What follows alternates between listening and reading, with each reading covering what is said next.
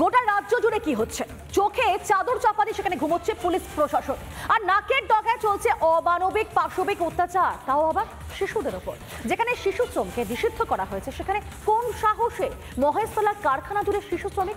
আর সেই নির্মম অত্যাচারের কথাই দেখাবো আপনাদেরকে।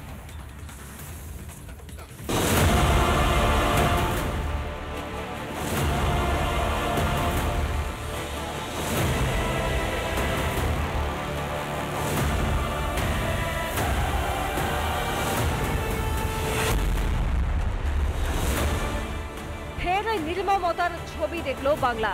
দক্ষিণ 24 পরগনার মহেশতলায় উত্তর দিনাজপুরের নাবালকের উপর নির্মম অত্যাচার। শিশুকে উল্টো করে ঝুলিয়ে বিদ্যুতের শক। মোবাইল চোর সন্দেহে এই অকথ্য অত্যাচারের ছবি ভাইরাল হতেই তোলপাড়।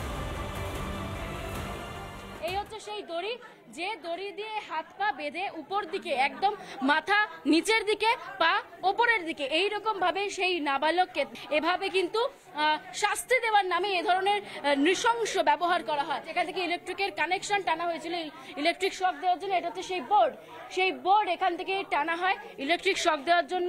এই জায়গাতে এই যে বাস দেখতে পাচ্ছি, বাসের পাশেই আমরা দেখতে পাচ্ছি আটকানো রয়েছে এই তার এবং এই দড়ি, এবং এই দড়িটাকে সাপোর্ট দিয়ে বাঁধা হয়েছিল। শিশু শ্রম নিয়ে 2024-এ রাজ্য বিধানসভায় অনেক বড় কথা বলা হয়েছিল। খাতায় কলমে হিসেব আর বাস্তবের মধ্যে আকাশ পাতাল ফারাকের চিত্র ফের ধরা পড়ল। বাসন মাঝে आलू धोए, प्याज काटे, बिलाती काटे। 3 साल से मिलता है वही 7,500। 7,500 महीना का। हाँ। ना घर में कौन कौन है? घर में मम्मी है, पापा, बहन है, सब है। কাদের অপদার্থতায় এই বাংলার শিশুদের ভবিষ্যৎ এই জায়গায় এসে ঠেকলো? বছর আমরা কমিউনিস্ট দেখলাম, তারপরে আমরা এই ইদির অপশাসনের মধ্যে এই যে বাংলার শিক্ষা, বাংলার কালচার, বাংলার যে গরিমা, যেটা আমরা আমাদের গর্বের অহংকারের বস্তু ছিল, তা সম্পূর্ণভাবে ভুলন।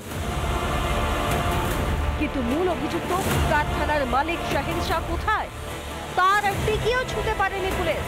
খোঁজ মেলেনি অত্যাচারিত শিশু। ঘুরে ফিরে একটা বিষয় স্পষ্ট হচ্ছে যে চাইল্ড লেবার চলছিল এই কারখানাতে দীর্ঘদিন ধরে।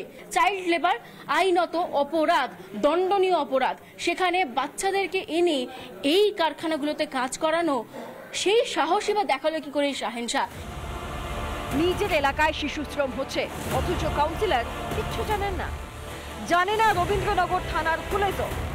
আইন কি তাহলে বইয়ের পাতায় আটকে রইল? আজকে এই ব্যবস্থাটা সার্বিকভাবে প্রশাসনিক একটা ব্যর্থতা, এবং প্রশাসনকে সজাগ রাখার জন্য যে কমিশনগুলো রয়েছে তারাও তাদের কোনো দায়িত্ব পালন করে না। আর কতদিন চোখ বুজে থাকবে প্রশাসন?